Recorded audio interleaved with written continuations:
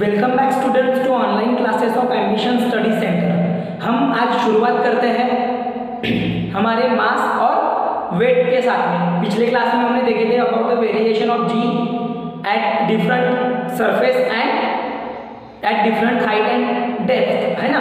वहाँ पर हमने देखे थे कि जो एक्सेलरेशन ड्यू टू ग्रेविटी है उसकी वैल्यू किस तरीके से चेंज होते रहती है। आज हम पढ़ने वाले हैं मास और वेट के बारे में। तो चलो शुरुआत करते हैं।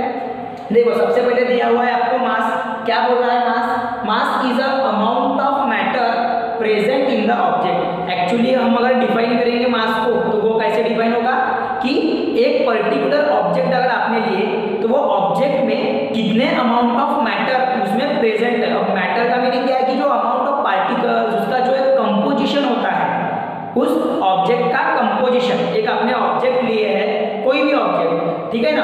अब अगर आप कंसीडर करते हो स्टोन, ठीक है, तो वो स्टोन में अगर जो जितना अमाउंट ऑफ मैटर मतलब जितने अमाउंट ऑफ पार्टिकल से वो स्टोन बना होगा उसमें जितना अमाउंट ऑफ पार्टिकल्स का कंपोजिशन उसमें होगा उसको बोला जाता है उसका मास। उसको क्या बोला जाएगा? उसका मास। समझ में आ रहा? जैसे कि यहाँ पर वही बोला है mass is the amount of matter, मतलब जो मैटर की डेफिनेशन आपको पता है अभी, है ना।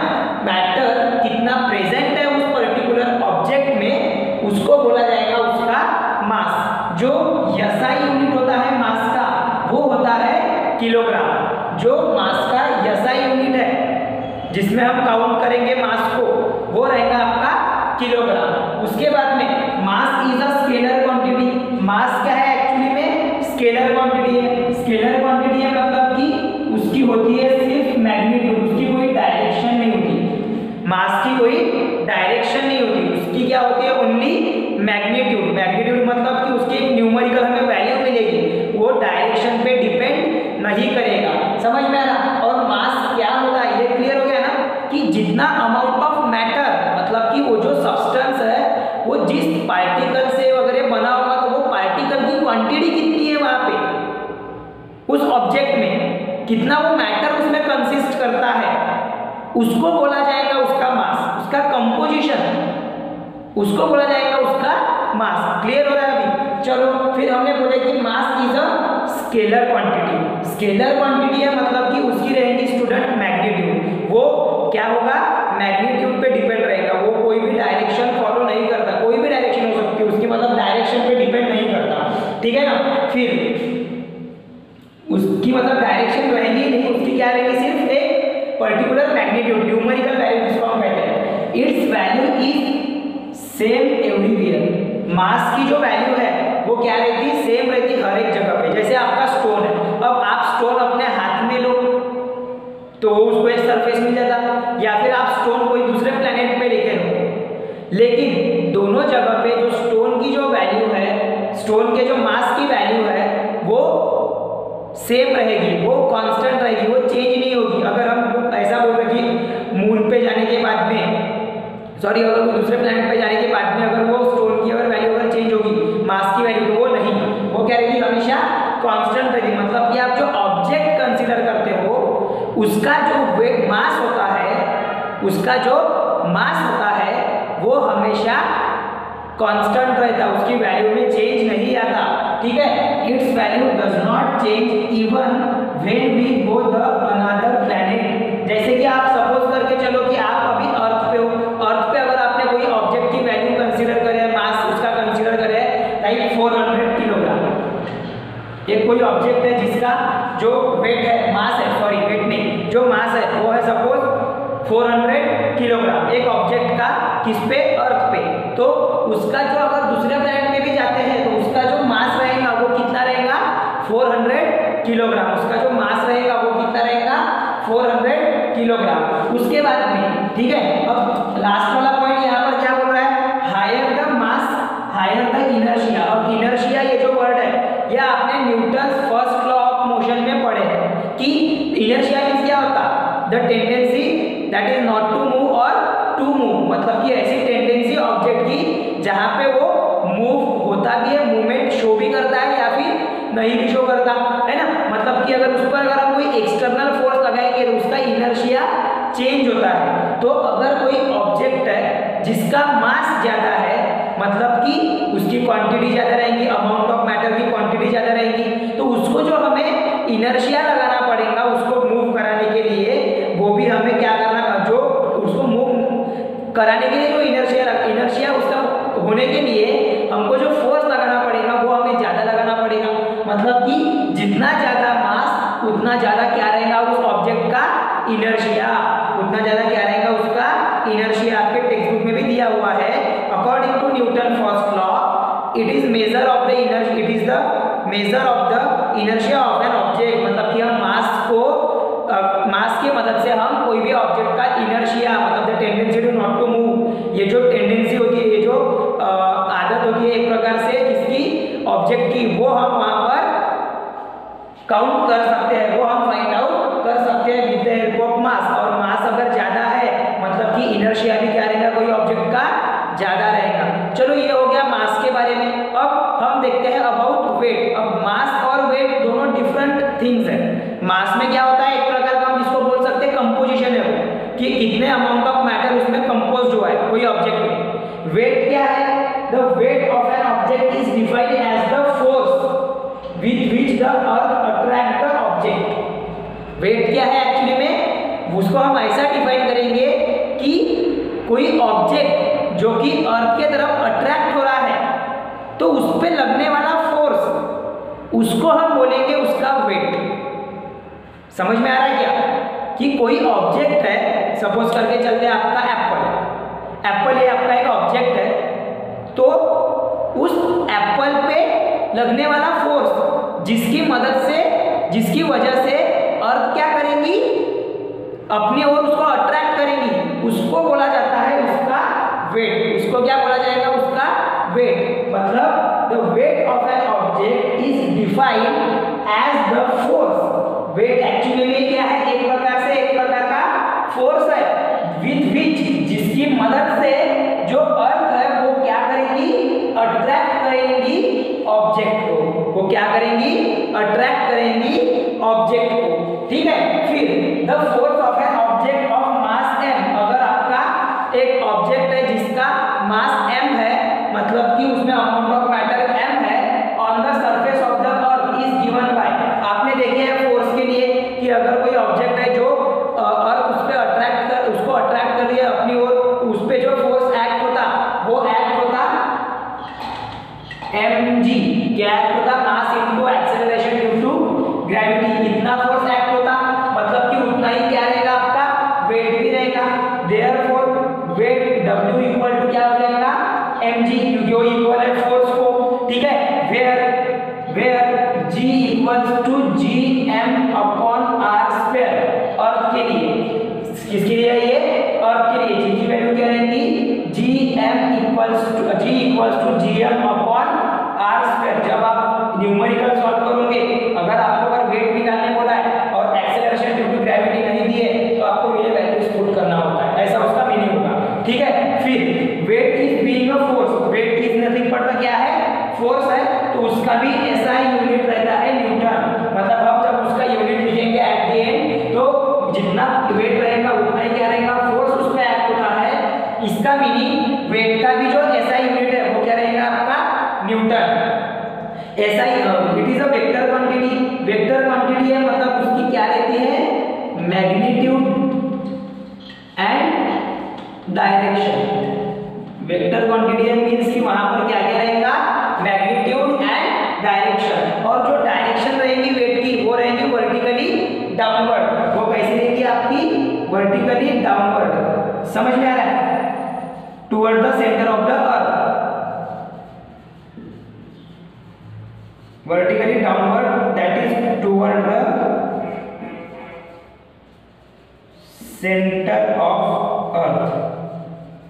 जो अर्थ का सेंटर होता है उसके टुवर्ड उसकी डायरेक्शन रहती है। As it depend on gravity, acceleration due to gravity. जैसे कि जो वेट है आपका वो किस पर डिपेंड कर रहा, एक्सेलरेशन ड्यू टू ग्रेविटी। तो जैसे जैसे ग्रेविटी की वैल्यू चेंज होगी, क्योंकि आपने देखे एक्सेलरेशन ड्यू टू ग्रेविटी हर एक प्लेस पे सेम रहती है क्या, नहीं। तो जहां जहां आपकी प्लेस टू प्लेस जब जब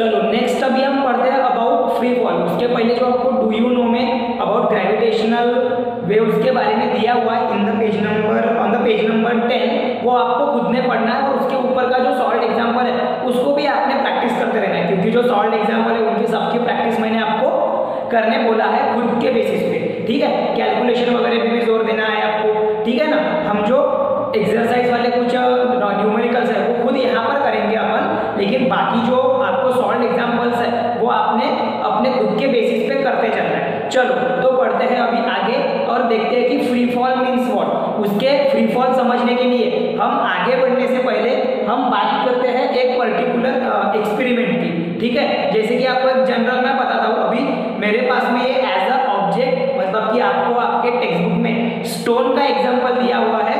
मैं बात करूंगा यहाँ पे ये जो आप मेरे हाथ में जो डस्टर है इसकी, ठीक है। अब मैंने क्या किया है, डस्टर को कुछ इस प्रकार से होल्ड करके रखा है अपने हैंड्स में, समझ में आ रहा। मैंने इसको अपने हैंड्स में ऐसे होल्ड करके रखा है। तो अब इस पर क्या हो रहा है कि इस पे दो प्रकार के फोर्स एक्ट हो रहे हैं, इस पे दो प्रकार के फोर्स एक्ट हो रहे हैं। कौन से?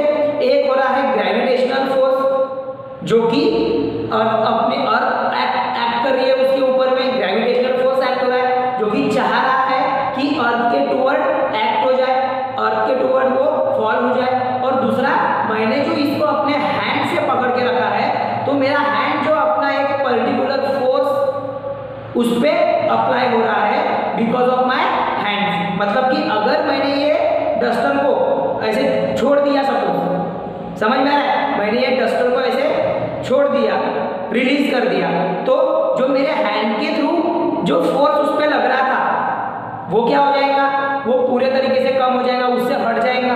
तो वो जो डस्टर है इसके ऊपर में फिर लगने वाला बचा वाला फोर्स कौन सा रहेगा? सिर्फ और सिर्फ ग्रेविटेशनल फोर्स। कौन सा फोर्स रहेगा? Gravitational force. अगर मैंने अपने हैंड से अगर इस डस्टर को अपने हैंड से इस डस्टर को रिलीज कर दिया, तो वहां पर जो फोर्स लगेगा वो कौन सा फोर्स लगेगा? Only gravitational force. और ऐसे कंडीशन को ही बोला जाता है फ्री फॉल। मतलब फ्री फॉल मीन्स क्या है कि अगर कोई ऑब्जेक्ट जो under the influence of gravitational force fall होता है अर्थ के सरफेस पे, उसे बोला जाता है फ्री फॉल। उसको क्या बोला जाता है? फ्री फॉल और फ्री फॉलिंग ऑब्जेक्ट। समझ में आ रहा? हाँ, तो यही आपको पढ़ना है इस फ्री फॉल वाले टॉपिक में। देखो क्या बोला गया है फ्री फॉल में। फर्स्ट पॉइंट क्या बोला गया है, देखो, the force of the gravity acting on each and every object. जो फोर्स ऑफ ग्रेविटी है वो हर एक ऑब्जेक्ट पे एक्ट होता है।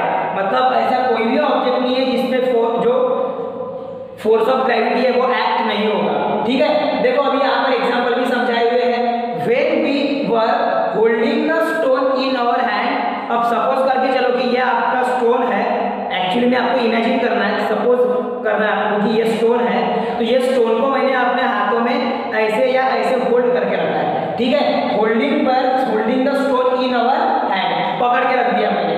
The stone was experiencing this force but it was balanced by the force that we were applying on it in the opposite direction. क्या बोल रहा है यहाँ पर ये पॉइंट की ये जो स्टोन है ये कौन सा फोर्स फिर एक्सपीरियंस करेगा? यहाँ पर दिस फोर्स लिखा, दिस मीन्स क्या है? ग्रेविटी का फोर्स, ग्रेविटेशनल फोर्स। समझ में आ रहा है कि जो स्टोन है वो कौन सा फोर्स एक्सपीरियंस करेगा? Force of gravity. समझ में आ रहा है? बट लेकिन इट वाज बैलेंस, लेकिन वो बैलेंस हो रहा है, वो जो फोर्स है वो बैलेंस हो रहा है by the force that we were applying on it on a opposite direction. जो कि मैं खुद वहां पे एक मेरे हाथों के द्वारा एक फोर्स वहां पर अप्लाई कर रहा हूं जो कि इसको बैलेंस कर रहा है। किसको बैलेंस कर रहा है? वो ग्रेविटेशनल फोर्स को। और इस वजह से वो जो स्टोन है आपके हैंड्स में वो फॉल नहीं होगा, वो बैलेंस हो जाएगा। The stone remains at rest. जो स्टोन रहेगा वो क्या रहेगा?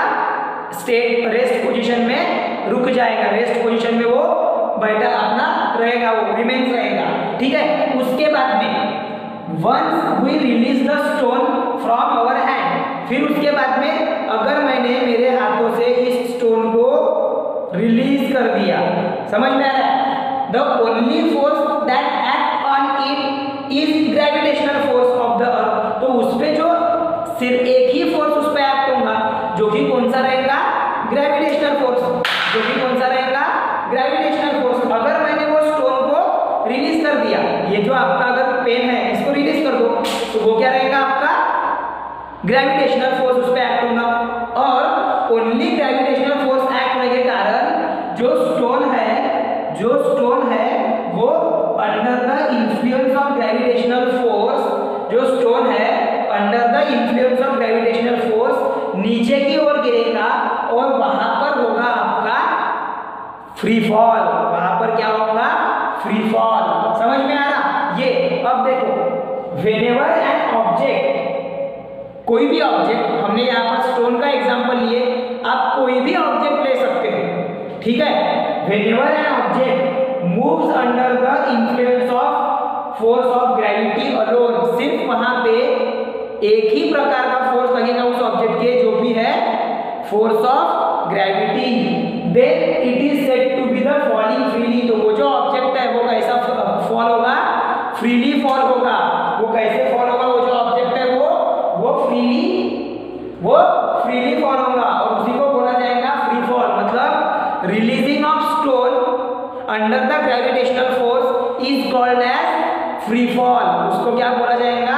Free fall. और falling of stone under the gravitational force is called as free fall. ठीक है, उसके बाद में देखते हैं आगे। In free fall initial velocity of the object is 0 and goes on increasing due to acceleration due to gravity of the earth. इसका क्या मीनिंग है? जैसे अभी आप यहाँ पर देखो, ये है मेरा पेन, अब ये एज अ ऑब्जेक्ट हमने कंसीडर करें, ठीक है? अब एज अ ऑब्जेक्ट अगर मैं इसको यहाँ पे पकड़ के हूँ, तो अब ये होगी इसकी पर्टिकुलर हाइट पे है वो, ठीक है ना? अब वो ये हाइट से वो मूव होगा, मतलब कि यहाँ पे उसके साथ में वेलोसिटी एसोसिएट रहेंगी। तो जो इनिशियल का मीनिंग क्या होता है? स्टार्टिंग में रहने वाली वेलोसिटी, एकदम रेस्ट में जब है पोजीशन कोई भी ऑब्जेक्ट की, तो वहां पर जो वेलोसिटी अप्लाई होगी उसको बोला जाता है इनिशियल वेलोसिटी, ठीक है? तो जो इनिशियल वेलोसिटी है ऑब्जेक्ट की, जो इनिशियल वेलोसिटी ऑब्जेक्ट की, वो क्या रहेंगी? 0 रहेंगी। वो क्या रहेंगी? 0 रहेंगी। और जैसे जैसे वो स्टोन या फिर ऑब्जेक्ट फॉल होगा, मतलब कि ये जो आपका पेन है ये ऐसे फॉल हो रहा है नीचे नीचे नीचे नीचे, तो वो इंक्रीज होगा जैसे जैसे एक्सेलरेशन ड्यू टू ग्रेविटी की वजह से वो क्या होगा? इंक्रीज होगा। समझ में आ रहा? उसके बाद में ड्यूरिंग फ्री फॉल, जब फ्री फॉल होते रहता, the frictional force due to the air opposes the motion of an object and buoyant force also act on the object। अब अगर आपका जो फ्री फॉल है उसके लिए मीडियम भी डिपेंड करेगा कि कौन से मीडियम में वो फ्री फॉल हो रहा है। खासकर अगर हम बात करेंगे फ्री फॉल की, तो जनरली वो हमें देखने मिलता है वैक्यूम में, जहां पर बिल्कुल भी कोई भी मीडियम प्रेजेंट नहीं होता। अगर आपके ऑब्जेक्ट का अगर वेट, मतलब कि मास अगर कम है, हल्का है, तो वो सब क्या होता है कि वो फ्री फॉल नहीं हो पाता, वो इजीली फ्री फॉल नहीं कर पाता। क्यों? क्योंकि फ्री फॉल की डेफिनेशन में हमने क्या बोले? ओनली ग्रेविटेशनल फोर्स उस पर एक्ट होना चाहिए। लेकिन जब हम बात करते हैं एयर मीडियम की, तो एयर मीडियम में कौन सा फोर्स एक्ट होता है? फ्रिक्शनल फोर्स एक्ट होता है उस ऑब्जेक्ट के ऊपर में। इस वजह से वो उसको अपोज करता है मूवमेंट को, किसके? उस ऑब्जेक्ट के। साथ ही साथ में अगर आप बात करोगे फ्लूइड की, मतलब कि लिक्विड की अगर आप बात करते, तो लिक्विड के केस में कौन सा फोर्स एक्ट होता है? बायोन फोर्स। बायोन की जो प्रॉपर्टी है वो लिक्विड की है, फ्लूइड की है। समझ में आ रहा है? तो अगर हम बात करेंगे फ्लूइड की, मतलब कि एक प्रकार के लिक्विड की, तो वहां पर कौन सा फोर्स एक्ट होता है? प्रेशर एक प्रकार से एक्ट होता है वहां पे, और वो प्रेशर के कारण वहां पर तैयार होता है एक फोर्स, जो कि रहता बायोन फोर्स, और वो उस ऑब्जेक्ट पे एक्ट होता है, जो कि क्या करते हैं? अपोज करते हैं मोशन ऑफ एन ऑब्जेक्ट, जो कि क्या करेंगे? कोई भी ऑब्जेक्ट का मोशन अपोज करेंगे। एयर का है तो फ्रिक्शनल फोर्स। समझ में आ रहा है? हाँ। The free fall is possible only in vacuum. तो इस पर से हम ये पॉइंट पर से ये बोल सकते हैं कि जो फ्री फॉल है वो सिर्फ कहाँ पर पॉसिबल है? वैक्यूम में। मतलब वहीं पे सिर्फ ग्रेविटेशनल फोर्स लग पाएगा, बाकी कोई भी फोर्स उसमें नहीं लगता, ऐसा उसका मीनिंग है। एयर मीडियम नहीं रहता, फ्लूइड मीडियम नहीं रहता, इसलिए वो जो ऑब्जेक्ट है वो फ्रीली फॉल होगा। तो आपको ये क्वेश्चन आ सकता है कि why the free fall is possible in vacuum, तो आपको ये बताना पड़ेगा। सबसे पहले डेफिनेशन बताऊंगे फ्री फॉल क्या होता है, उसके बाद में आपको ये पॉइंट बताना पड़ेगा, तो आपका क्लियर हो जाएगा वो, ठीक है। हाँ, अब ये जो फ्री फॉल होता है, तब हमने बोले कि इनिशियल वेलोसिटी 0 होती है। तो हमें अगर कैलकुलेट करना है फ्री फॉल, देखो for a free falling object, आपके टेक्स्ट बुक में दिया हुआ है आपको एक point, for a free falling object the velocity on reaching the earth and the time taken for it can be calculate, मतलब ऐसी वेलोसिटी जो कि फाइनल वेलोसिटी देंगे जो अर्थ तक के पहुंचने के लिए लगेगी उस ऑब्जेक्ट को, और जितना टाइम उसको लगेगा वो हम कैलकुलेट कर सकते हैं by the Newton's equation of motion, जो आपने 9th स्टैंडर्ड में पढ़े हैं काइनेमेटिकल इक्वेशंस ऑफ मोशन। उसके मदद से आप फ्री फॉलिंग ऑब्जेक्ट का वेलोसिटी और टाइम ये दोनों निकाल सकते हो, ठीक है। उसके लिए हमें कंसीडर करना पड़ेगा कि जो न्यूटन्स लॉ ऑफ मोशन में जो फॉर्मूलेज है उसमें जो आपकी इनिशियल वेलोसिटी है वो रहेंगी आपकी 0। इनिशियल वेलोसिटी क्या रहेगा ना, 0, u इक्वल्स टू 0। और जो एक्सेलरेशन है, अब वो एक्सेलरेशन हम यहाँ पर बात कर रहे हैं अर्थ पे, तो a इक्वल टू हो जाएगा acceleration due to gravity. a equal to क्या हो जाएगा, g, मतलब कि एक्सेलरेशन ड्यू टू ग्रेविटी। जो एक्सेलरेशन ड्यू टू ग्रेविटी रहेगा उसका मीनिंग हो जाएगा a इक्वल टू g। मतलब जब आप काइनेमेटिकल इक्वेशन को सॉल्व करोगे फॉर फ्री फॉलिंग बॉडी, तो आप क्या करोगे, u के लिए 0 पुट करोगे और a के जगह पे g, स्मॉल g ये पुट करोगे। तो चलो हम देख लेते हैं उसको। देखो सबसे पहली चीज आपको पहले तीनों इक्वेशन में लिखकर दे दिया यहाँ पे पहले से। आपका पहला इक्वेशन है v equal to u plus at, यहाँ पर u के जगह पे 0 पुट करो और a के जगह पे g पुट करो, तो क्या हो जाएगा, v इक्वल्स टू 0 प्लस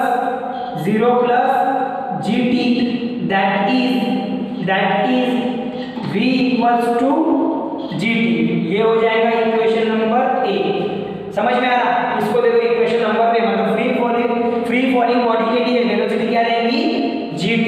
उसके बाद में सेकंड में भी v के जगह u के जगह पे 0 पुट करो, u के जगह पे 0 पुट करो, तो वो क्या हो जाएगा, v square equal to 0 square plus g into s, a के जगह पे 0। समझ में आ रहा है ना।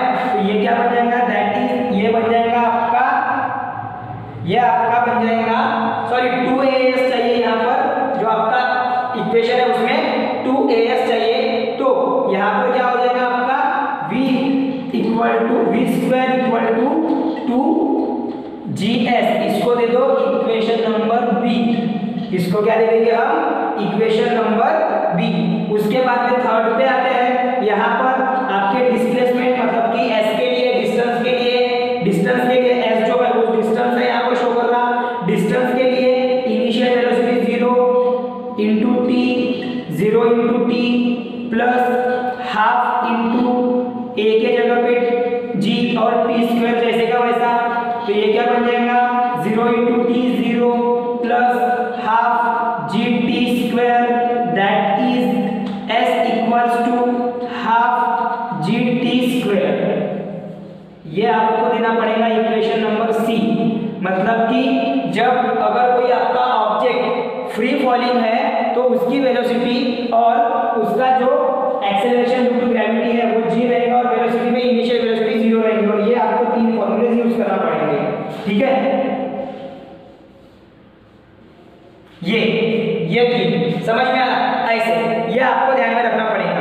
उसके बाद में अब और आपके टेक्स्ट बुक में कुछ पॉइंट दिए हुए हैं, जैसे कि for calculating the motion of an object throne upward, मतलब कि आप अगर कोई ऑब्जेक्ट को अपवर्ड थ्रो कर रहे हैं, मतलब कि नीचे से ऊपर में, समझ में आ रहा, एक्सेलरेशन इज नेगेटिव, तो वहां पर एक्सेलरेशन क्यों क्या होगा, नेगेटिव होगा। क्यों नेगेटिव होगा, जैसे कि जो एक्सेलरेशन ड्यू टू ग्रेविटी की जो डायरेक्शन है वो रहती वर्टिकली डाउनवर्ड, लेकिन आप ऑब्जेक्ट को क्या कर रहे हैं, वर्टिकली अपवर्ड डायरेक्शन में मतलब कि उस पर जो एक्सेलरेशन लगेगा वो अपोजिट डायरेक्शन में जाएगा, और वही अपोजिट डायरेक्शन शो करने के लिए जो आपका एक्सेलरेशन रहेगा, एक्सेलरेशन ड्यू टू ग्रेविटी जो रहेगी, मतलब कि जी, वो क्या रहेंगी, नेगेटिव। वो क्या रहेंगी, नेगेटिव रहेंगी। जी क्या रहेंगी आपकी, negative. That is direction opposite to the velocity. वो जो वेलोसिटी है उसकी डायरेक्शन क्या रहेंगी, एक्सेलरेशन ड्यू टू ग्रेविटी की अपोजिट रहेंगी, और is taken as a negative जी। वही मैंने बताया, मैग्नीट्यूड चेंज नहीं होगा, मतलब न्यूमेरिकल वैल्यू जो है वो चेंज नहीं होगी। अगर 9.8 है तो 9.8 ही रहेगी, लेकिन अगर वर्टिकली अपवर्ड जा रहा है मतलब कि आपके ऑब्जेक्ट का जो एक्सेलरेशन रहेगा वो -g रहेगा, ठीक है। हाँ, but the velocity of the object decreases because of the negative acceleration. लेकिन जो वेलोसिटी है उस ऑब्जेक्ट की वो कम होगी, डिक्रीज होगी। क्यों डिक्रीज होगी, क्योंकि आपका एक्सेलरेशन नेगेटिव में है, क्योंकि एक्सेलरेशन पे डिपेंड करती है वेलोसिटी, है ना। तो आपका एक्सेलरेशन जो नेगेटिव होने के कारण आपका जो वेलोसिटी है वो भी क्या होगा, चेंज होगा, मतलब कि वो डिक्रीज होगा, ठीक है। वही आपको दिया हुआ है, जो कि क्या है, अपवर्ड डायरेक्शन में अगर कोई ऑब्जेक्ट को भेजे तो उसका एक्सेलरेशन ड्यू टू ग्रेविटी की जो डायरेक्शन है वो अपोजिट हो जाती है, वेलोसिटी की डायरेक्शन अपोजिट होती है। दैट्स व्हाई जो जी की वैल्यू है हम वो नेगेटिव में लेंगे, ठीक है। ये आपने ध्यान में रखना है। और ये हो गया आपका पूरा कॉन्सेप्ट फ्री फॉल का, इसका स्क्रीनशॉट ले सकते हो। उसके बाद में हम देखते हैं नेक्स्ट, हम आप देखेंगे अबाउट जो डू यू नो है वो फिर से आप खुद से पढ़ो, और उसके बाद में जो आपको 2 सॉल्व एग्जाम्पल दिए हुए हैं पेज नंबर 12 पे, वो भी आपको खुद से पढ़ना है, वो भी आपको खुद से प्रैक्टिस करना है। इजी है, बस वैल्यू पुट करते चलना है काइनेमेटिकल इक्वेशन में और आंसर निकालना है उसका फ्री फॉल के लिए। एग्जाम न्यूमेरिकल इंपॉर्टेंट है, ध्यान में रखना। उसके बाद में हम अभी नेक्स्ट देखते हैं ग्रेविटेशनल पोटेंशियल एनर्जी। ग्रेविटेशन की पोटेंशियल एनर्जी क्या रहेगी, ठीक है। चलो इसका स्क्रीनशॉट लो, देखते हैं, बढ़ते हैं आगे।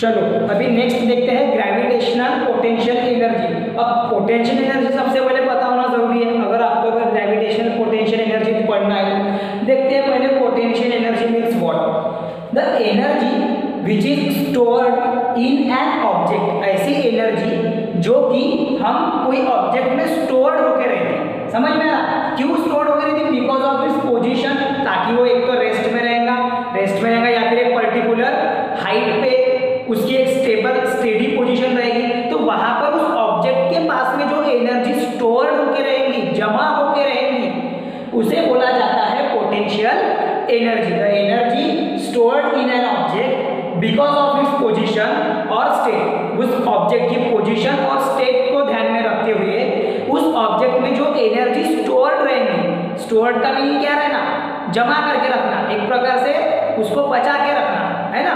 मतलब कि वो जो स्टोर्ड रहती है एनर्जी उसे बोला जाता है पोटेंशियल एनर्जी। आपने ये 9th स्टैंडर्ड में भी अच्छे से पढ़ा है, उसके लिए फॉर्मूला भी आपने निकाले थे, ठीक है। उसके बाद में this energy is relative, something about वो रिलेटेड रहती, and increases as we go to greater height from the surface of the earth. अब ये कैसे होगा, अगर मान के चलो कि ये आपका सरफेस है, किसका, अर्थ का, ठीक है ना। सो यहां से अगर जैसे जैसे हम पर्टिकुलर हाइट पे जाते हैं तो जो एनर्जी है वो क्या होती रहती, वो इंक्रीज होती जाती टू द ग्रेटर हाइट।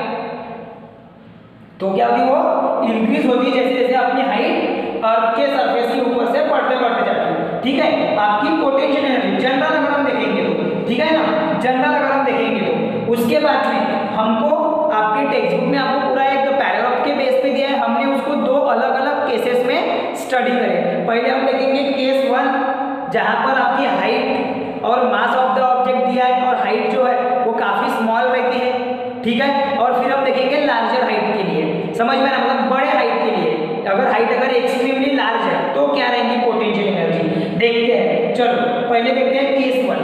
क्या करना है केस 1 में, क्या अज्यूम करना है हमें, अज्यूम करने का मीनिंग क्या है कि हम ऐसा कंसीडर कर रहे हैं कि suppose the object having the mass m, आपका एक ऑब्जेक्ट है जिसका मास है suppose m and height is h from the ground, मतलब अर्थ के सरफेस से या फिर ग्राउंड से आपका जो ऑब्जेक्ट है उसका मास है m और उसकी हाइट है h। तो उसके लिए जो आपको पोटेंशियल एनर्जी रहेंगी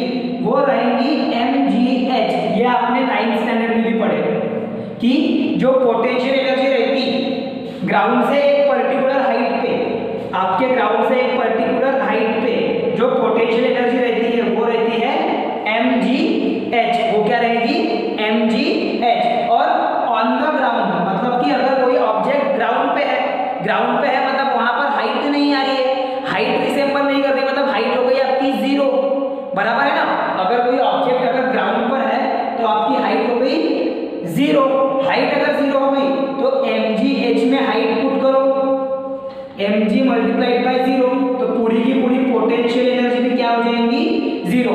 इसीलिए ऑन द ग्राउंड जो पोटेंशियल एनर्जी होती है कोई ऑब्जेक्ट के लिए वो क्या होती है 0 होती है, वो क्या होती है 0 होती है।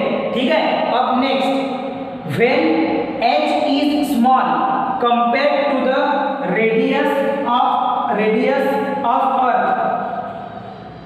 हाँ देखो, व्हेन h इज स्मॉल, अगर हम बोलेंगे कि आपकी जो हाइट है वो बहुत स्मॉल है, किसके कंपैरिजन में, to the radius of earth, r के कंपैरिजन में। जैसे कि r की अगर रेडियस 6400 किलोमीटर है, मतलब कि r की जो वैल्यू है रेडियस ऑफ अर्थ की वो है 6400 किलोमीटर, तो इसके कंपैरिजन में अगर आपकी हाइट काफी छोटी है तो वैसे समय पे हम ऐसा अज्यूम करेंगे कि जो एक्सेलरेशन ड्यू टू ग्रेविटी है वो रहेगी कांस्टेंट। कांस्टेंट का meaning there is no change in the value of acceleration due to gravity, there is no change in the g। Constant का मीनिंग क्या हुआ यहाँ पे कि g की वैल्यू में कोई भी चेंज नहीं आएगा, and we can use the formula mgh। हम वैसे समय पर अगर हमें फिर पोटेंशियल एनर्जी निकालना है, अगर वैसे समय पे अगर हमें पोटेंशियल एनर्जी निकालना है तो उसके लिए आप कौन सा फॉर्मूला यूज करोगे mgh। समझ में आया? ये हो गई आपकी केस 1। ध्यान में रखना पड़ेगा, अगर आपका ऑब्जेक्ट अर्थ के सरफेस से कुछ ऊपर में है तो आपका पोटेंशियल एनर्जी निकालने का फॉर्मूला रहेगा mgh, वही आपको बोला है। अब देखते हैं केस 2, मतलब सेकंड केस में क्या होगा। अब हमने पहले क्या देखे थे कि आपका जो ऑब्जेक्ट है वो स्मॉल डिस्टेंस पे है, ज्यादा हाइट पे नहीं है, इसलिए आपको जो चेंज है जी में वो ज्यादा दिखेगा नहीं, वो कांस्टेंट रहेगा। मतलब आपके पोटेंशियल एनर्जी निकालने के लिए आपको फॉर्मूला यूज करना पड़ेगा m into G into H, mass into acceleration due to gravity into height. वही अगर हम बात करेंगे for the large value of h, मतलब कि लाइक सैटेलाइट्स वगैरह के लिए या फिर उससे भी ऊपर, समझ में आ रहा है? For the large value of h, the value of g decreases with increase in height। तो जो बड़ी वैल्यू रहेंगी किसकी, हाइट की, हाइट अगर बढ़ते जा रही तो जो एक्सेलरेशन ड्यू टू ग्रेविटी की वैल्यू है वो अपने आप कम होगी। जो आपने वेरिएशन इन जी में पढ़े थे, चेंज विद हाइट का टॉपिक सेकंड आपका, उसमें आपने देखे थे कि जैसे जैसे आपकी हाइट बढ़ते जाती, आपके ऑब्जेक्ट की हाइट बढ़ते जाती, वैसे वैसे वो जो एक्सेलरेशन ड्यू टू ग्रेविटी की वैल्यू है वो क्या होते रहती, कम होते रहती। क्यों? बिकॉज ऑफ द डिस्टेंस उनके बीच में बढ़ जाता है।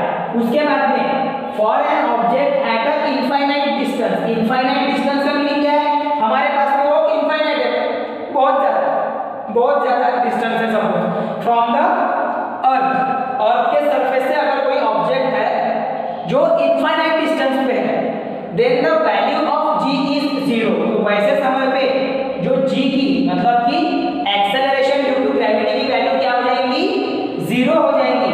And earth gravitational force does not act on the object, और वैसे समय पे जो अर्थ का ग्रेविटेशनल फोर्स है, अर्थ का ग्रेविटेशनल फोर्स है वो बिल्कुल भी एक्ट नहीं होगा किसी भी ऑब्जेक्ट के ऊपर में, क्योंकि वो under the influence of gravitational force से निकल जाएगा। ठीक है, इनफाइनाइट डिस्टेंस पे जहां पर एक्सेलरेशन क्या है, 0 है, then so we can assume that the value of potential energy also 0। क्यों? क्योंकि जो स्मॉल g की वैल्यू है, जो स्मॉल g की वैल्यू है वो वहां पर 0 हो जाएगी। इस कारण से पूरा का पूरा पोटेंशियल एनर्जी भी क्या हो जाएगा, 0 हो जाएगा। उसके बाद में दस फॉर अ स्मॉलर डिस्टेंस, अगर हम बात करेंगे स्मॉलर डिस्टेंस के लिए मतलब कि हाइट के लिए, तो जो पोटेंशियल एनर्जी है वो लेस देन 0 रहती है। ये ध्यान में रखना पड़ेगा, ये ध्यान में रखना पड़ेगा कि स्मॉलर डिस्टेंस के लिए अगर आपका अर्थ से अगर डिस्टेंस अगर हाइट अगर कम है तो स्मॉलर डिस्टेंस के लिए जो पोटेंशियल एनर्जी होती है, जो पोटेंशियल एनर्जी होती है वो क्या होती है, लेस देन 0। वो क्या रहती है आपकी, लेस देन 0। पोटेंशियल एनर्जी जो रहेगी वो क्या रहेगी, less than 0। That is it is a negative. वो कैसी रहेंगी, नेगेटिव रहेंगी। समझ में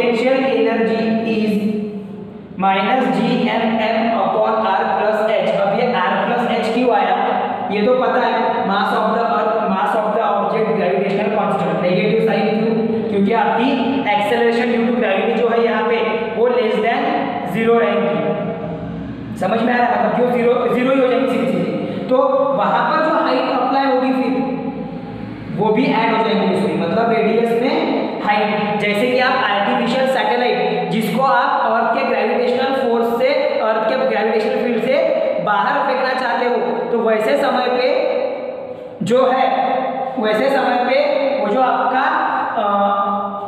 ये है क्या कहेंगे हम उसको, हाइट, वो क्या होगी उसमें ऐड हो जाएंगे। समझ में आ रहा? मतलब कि जो आपकी पोटेंशियल एनर्जी रहेगी सरफेस ऑफ द अर्थ पे, near about surface of the अर्थ, एक पर्टिकुलर हाइट पे, स्मॉलर हाइट पे क्या रहेगी आपकी potential energy, negative GMM upon R plus H। समझ में आ रहा है? ऐसे समझ में आ गया? चलो, तो ये आपको ध्यान में रखना पड़ेगा। ये आपको काम में आएगा इक्वेशन आपके एस्केप वेलोसिटी के लिए। ये कहाँ पे काम में आएगा आपको? Escape velocity. तो इतने पार्ट का भी स्क्रीनशॉट ले लो, फिर हम बढ़ते हैं एस्केप वेलोसिटी के ऊपर में।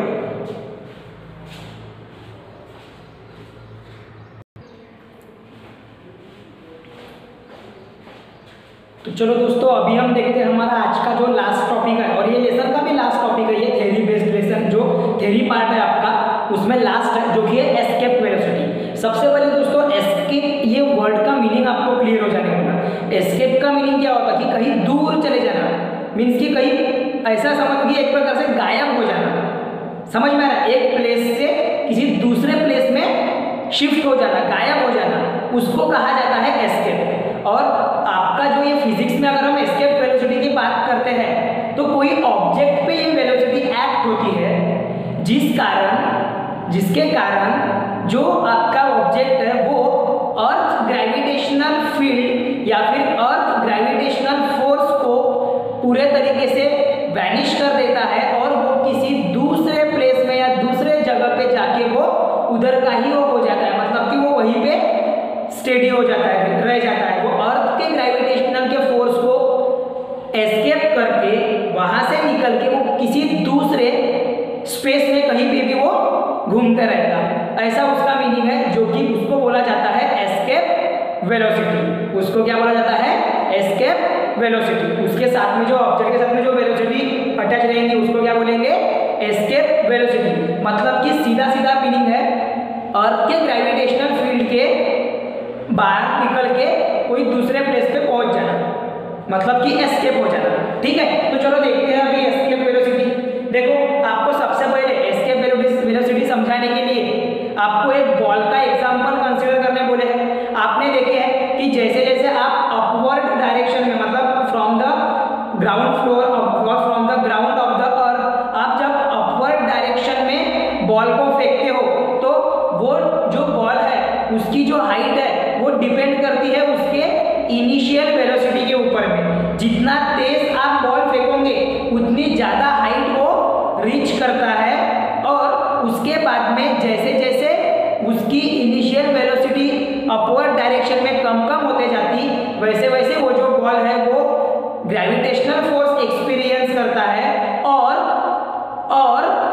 वो जो बॉल है वो फिर से सरफेस ऑफ द अर्थ पे आके गिर जाता है। ये आपने देखे थे, मतलब कि आपके बॉल की जो हाइट है वो डिपेंड करेगी इनिशियल वेलोसिटी पे, उस बॉल के इनिशियल वेलोसिटी पे, जो कि आपने उसको प्रोवाइड करे जब आपने उसको थ्रो करे। वही आपको दिया है, when we throw the ball upward the velocity decreases because of the gravitation of the earth. वही मैंने बताया, ग्रेविटेशनल फोर्स की वजह से जो बॉल है उसकी वेलोसिटी डिक्रीज हो जाती है, और वो जो बॉल है वो क्या होता है, सीधा नीचे आना शुरू हो जाता एट अ सर्टेन हाइट पे जाने के बाद में। मतलब कि उसकी जो मैक्सिमम हाइट है वो डिपेंड करती है इनिशियल वेलोसिटी पे। मतलब बॉल की जो मैक्सिमम हाइट है वो किस पर डिपेंड करेगी? उसके इनिशियल वेलोसिटी पे। फिर देखते हैं, the higher the initial velocity u, the larger the height reach by the ball. मतलब आपका अगर ये आपका सरफेस है, यहाँ से जो बॉल आप कर रहे हैं, यहाँ पर अगर आपका ऑब्जेक्ट है बॉल, तो ये जो इनिशियल वेलोसिटी है ये यहाँ से अगर हायर रहेगी, यहाँ से अगर इनिशियल वेलोसिटी अगर हायर है तो उसकी हाइट क्या रहेगी? बढ़ते बढ़ते जाएंगी। उस बॉल की हाइट क्या होगी? बढ़ते बढ़ते जाएंगी। समझ में आ रहा है? समझ में आ रहा? हाँ, वही बोला है कि higher the initial velocity u the larger is the height reach by the ball. क्या होगा वहां पे? Larger is the height reach by the ball. उसके बाद में बोला गया है एज वी नो, जैसे कि हमें पता है, द वैल्यू ऑफ जी। अब ये value of G means what? Acceleration due to gravity. तो जो एक्सेलरेशन ड्यू टू ग्रेविटी की वैल्यू है वो डिक्रीज होती है as we go above the surface of the earth. जैसे जैसे हम above the surface of the earth जाते हैं, मतलब एक पर्टिकुलर हाइट पे जाते हैं, वैसे वैसे जो वैल्यू ऑफ जी है, एक्सेलरेशन ड्यू टू ग्रेविटी की जो वैल्यू है वो डिक्रीज होती, वो कम होते चलती। ठीक है, उस कारण से जो फोर्स है जो कि बॉल को पुल करता डाउनवर्ड में, पुल करने का मीनिंग क्या है? खींचना, अपनी ओर अट्रैक्ट करना। ठीक है, तो जो फोर्स है जो एक्ट होता है एज अ ग्रेविटेशनल फोर्स, वो जो ग्रेविटेशनल फोर्स है जो कि क्या करेगा? पुल करेगा किसको? उस बॉल को डाउनवर्ड आने के लिए, वो भी डिक्रीज होगा। क्यों डिक्रीज होगा? क्योंकि आपकी जो एक्सेलरेशन ड्यू टू ग्रेविटी की वैल्यू है वो कम हो जाएगी। वो क्यों कम होगी? क्योंकि आपकी हाइट बढ़ गई। तो जो ग्रेविटेशनल फोर्स का जो पुल है, जो खिंचाव है, उसका जो अट्रैक्शन है डाउनवर्ड की तरफ खींचने का, वो भी क्या हो जाएगा? कम हो जाएगा। क्यों कम होगा? क्योंकि आपकी हाइट के साथ साथ आपकी इनिशियल वेलोसिटी भी हायर है। समझ में आ रहा? उसके बाद में as the ball goes up, जैसे जैसे बॉल ऊपर ऊपर जाएगा वैसे वैसे जो ग्रेविटेशन पुल है वो कम कम होते जाएगा। ठीक है, if we keep increasing initial velocity, क्या बोला है यहाँ पर? ये पॉइंट बहुत ही इंपॉर्टेंट है आपको एस्केप वेलोसिटी समझने के लिए। ये समझ गया, पूरा कॉन्सेप्ट आपके दिमाग में बैठ जाएगा। देखो, if we keep increasing the initial velocity, मतलब कि जब हम आपकी इनिशियल वेलोसिटी u जो है वो पहले अगर 0 थी, तो उसको अगर हम क्या कर रहे हैं? इंक्रीज कर रहे हैं, हम उसको कंटिन्यू क्या कर रहे हैं? इंक्रीज कर रहे हैं कंटिन्यूअसली। अब इनिशियल वेलोसिटी स्टेज में तो इंक्रीज नहीं होगी। जब आप एक पर्टिकुलर पॉइंट से उसको भेजोगे, कोई ऑब्जेक्ट या कोई बॉल को, यहाँ पर हमने बॉल कंसीडर करे, लेकिन बॉल अर्थ के ग्रेविटेशनल फील्ड के बाहर वैसे एक्चुअली में जाता नहीं है, उतना फोर्स उसके साथ में नहीं रहता। लेकिन अगर हम बात करेंगे हेवी प्लैनेट, हेवी ऑब्जेक्ट की, लाइक आर्टिफिशियल सैटेलाइट वगैरह जो कि रॉकेट के मदद से भेजे जाते हैं, तो उनके लिए आपको वो ध्यान में रखना पड़ेगा कि उनकी जो इनिशियल वेलोसिटी होती है वो हम इंक्रीज करते हैं। ठीक है ना? तो देखो, जैसे जैसे हम इनिशियल वेलोसिटी जो है, जैसे जैसे हम उस बॉल की इनिशियल वेलोसिटी इंक्रीज करते रहेंगे, it will reach larger and larger height. मतलब कि बहुत सिंपल है बेटा। देखो, अगर आपकी पहले इनिशियल वेलोसिटी यहाँ पर है, यहाँ से आप बॉल को क्या कर रहे हो? अपवर्ड पोजीशन में फेंक रहे हो ऊपर में, तो जैसे जैसे आपकी इनिशियल वेलोसिटी जो है वो जितनी ज्यादा इंक्रीज होगी, उतने ज्यादा हाइट पे वो बॉल रीच करते जाएगा। वही उसका मीनिंग है। If we keep increasing the initial velocity of the ball, it will reach larger and larger height. वो क्या होगा? और ज्यादा से ज्यादा हाइट पे रीच करेगा, मतलब वहां पर पहुंचेगा। And above a particular value of initial velocity, और आपको फिर एक ऐसी पर्टिकुलर वैल्यू मिल जाएगी इनिशियल वेलोसिटी की, कि उस वैल्यू की अगर हमने इनिशियल वेलोसिटी उसको दे दिए, उस बॉल को एक पर्टिकुलर वैल्यू हमें मिलेगी इनिशियल वेलोसिटी की, और उस वैल्यू पे अगर पहुंच गई आपकी इनिशियल वेलोसिटी, आपकी जो इनिशियल वेलोसिटी है उस पर्टिकुलर वैल्यू पे पहुंच गई, then ball is able to overcome the downward pull of the earth. तो बॉल में फिर इतनी कैपेसिटी बन जाएगी कि वो जो डाउनवर्ड पुल है, मतलब कि जो ग्रेविटेशनल फोर्स एक्ट होता है उस बॉल पे, उसको वो क्या करेगा? ओवरकम का मीनिंग क्या है? पूरे तरीके से वो खत्म करेगा। समझ में आ रहा है कि बॉल इतना सक्षम बन जाएगा कि वो उस डाउनवर्ड पुल को, जो कि कौन देता है डाउनवर्ड पुल? अर्थ, उसको वो ओवरकम कर सकता है। कब ओवरकम कर सकता है? जब इनिशियल वेलोसिटी की वैल्यू हम ऐसे पोजीशन पे लेके चले जाएंगे जहां पे वो जहां पे वो बॉल इनिशियल वेलोसिटी उसकी इतनी ज़्यादा बढ़ जाएंगी कि उस बॉल की ऐसी एबिलिटी बन जाएंगी कि वो अर्थ के ग्रेविटेशनल फोर्स को, मतलब कि उसके डाउनवर्ड पुल को, समझ में आ रहा है? अर्थ के ग्रेविटेशनल फोर्स का मीनिंग क्या है यहाँ पे? उसके डाउनवर्ड पुल को वो ओवरकम कर देगा एंड कैन एस्केप। एस्केप का मीनिंग मैंने क्लियर किया, वहां से वो दूर चला जाएगा। And can escape the earth forever, और वो हमेशा के लिए अर्थ को छोड़ देगा वहां से, and will not be back to earth again.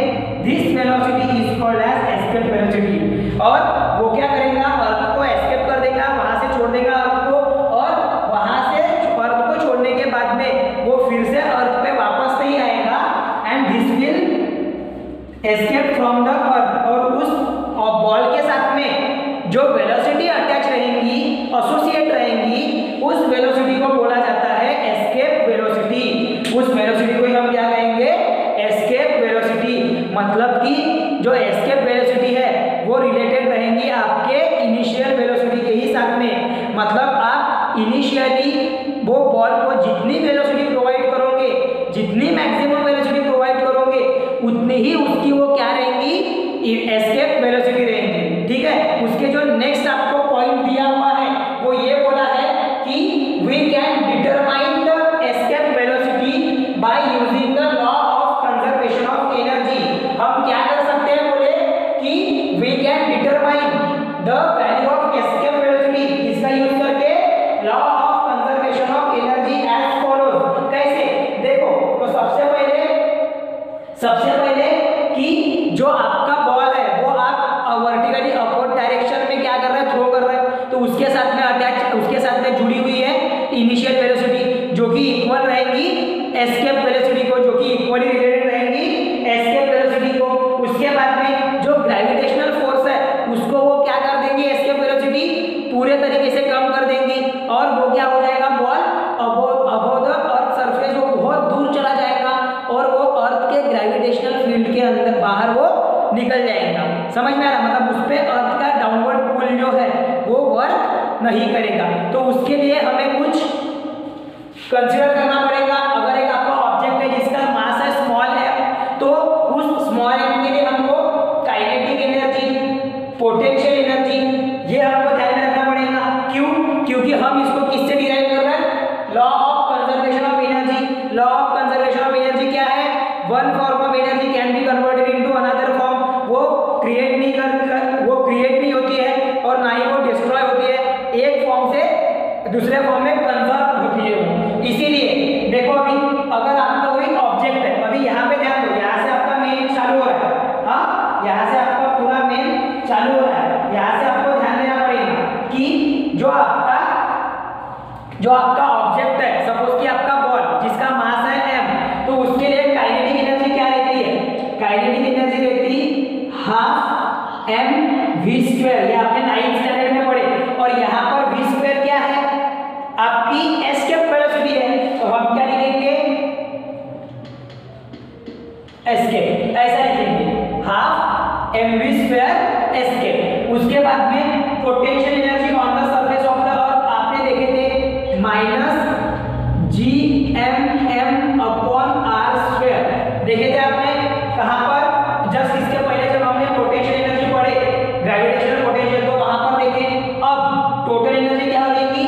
Kinetic energy plus potential energy, मतलब कि हाफ mv² एस्केप, अभी ऐसा मैं शॉर्ट में लिख रहा हूं, प्लस -gmm/r²। अब यहाँ पर ये क्या हो जाएगा? प्लस माइनस माइनस, तो हाफ mv² एस्केप प्लस ये माइनस हो जाएगा, प्लस माइनस माइनस gmm/r²। ये हो जाएगी आपकी total energy for the object on the surface of the अर्थ, मतलब कि E1। इसको क्या बोलेंगे आप? E1 बोल दो इसको, एनर्जी 1, टोटल एनर्जी 1। अब आते हैं हम टोटल एनर्जी 2 के लिए, जहां पर जो आपका अभी ऑब्जेक्ट है वो कहां पे है? वो है एक इनफाइनाइट डिस्टेंस। इनफाइनाइट डिस्टेंस का मीनिंग क्या है? कि हमें पता ही नहीं है कि वो कितने डिस्टेंस पे है अर्थ से। लेकिन वो अर्थ के ग्रेविटेशनल फील्ड को छोड़ चुका है। समझ में आ रहा? तो अगर हमें पता ही नहीं कि उसका डिस्टेंस क्या है तो उसकी काइनेटिक एनर्जी भी पता नहीं रहेगी हमें, मतलब कि उसकी वो कौन से वेलोसिटी के साथ में जा रहा है वो भी हमें पता नहीं रहेगा। तो आपकी काइनेटिक एनर्जी बन जाएगी 0। साथ ही साथ में हमें ये भी नहीं पता कि पोटेंशियल एनर्जी में उसका डिस्टेंस कितना है। तो अगर आप पुट करते हो वैल्यू -gmm/r² में, तो जो r की वैल्यू है वो बन जाएगी आपकी इनफाइनाइट। इनफाइनाइट बन गई, मतलब कि अगर अपॉन में इनफाइनाइट है तो पोटेंशियल एनर्जी भी क्या आता 0। अब काइनेटिक एनर्जी 0 है, पोटेंशियल एनर्जी 0 है, तो दोनों का आंसर क्या आएगा 0। तो आपकी जो E2 है वो क्या बन जाएगी 0। E2 क्या हो जाएगा 0। अब हम निकालेंगे by the principle of law of conservation of energy. क्या लिखेंगे? From the principle of conservation of energy. From the principle of, या फिर law of conservation of energy भी लिख सकते हो। From the principle of conservation of energy क्या होता? One form of energy can be converted into another form, means E1 equals to E2। E1 equals to क्या हो जाएगा E2। Put the values of E1। क्या है E1 की value? Therefore half mv² escape minus gmm/r² equal to E2 की value 0। E2 की value 0। इसके बाद में ये इतना पार्ट जो है स्टूडेंट, ये आपके टेक्स्ट बुक में भी दिया हुआ है, मैंने ये आपको समझाने के लिए लिख कर दिया था, तो आप वहां पे पॉइंट जो है वो टेक्स्ट बुक से भी बना सकते हो। ठीक है, अभी मैं इसको मिटा रहा हूं।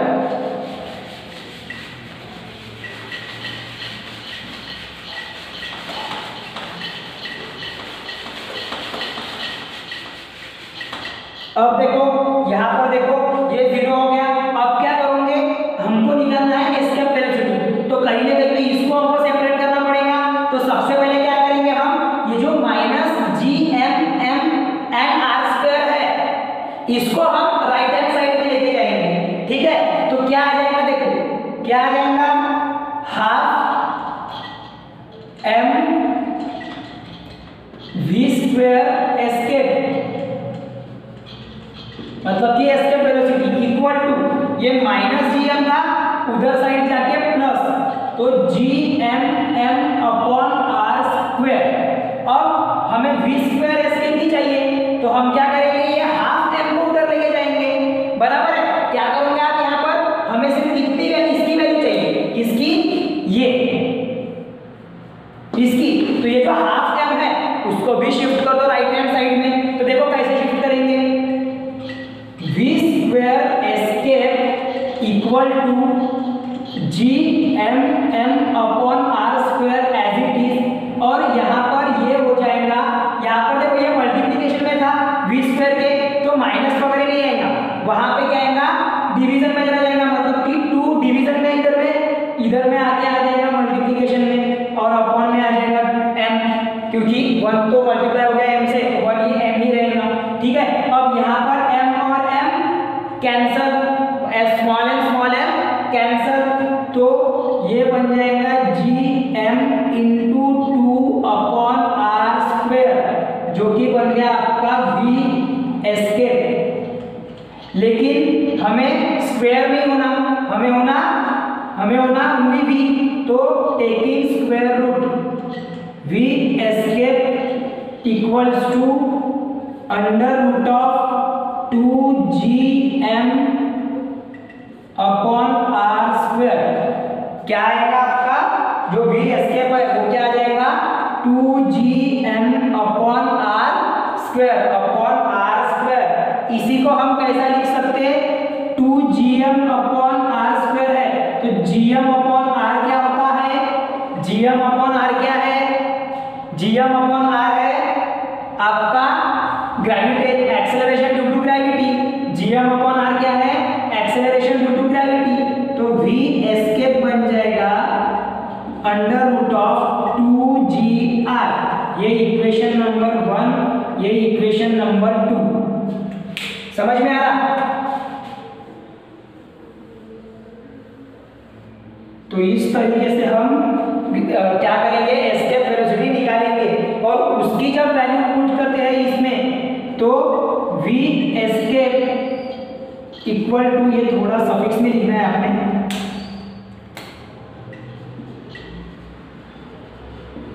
तो इसकी जब वैल्यू पुट करेंगे तो v एस्केप इक्वल टू हो जाएगा 2 multiplied by 9.8, 2 multiplied by 9.8 into 6.4 into 10 to the power 6 kilometre per second.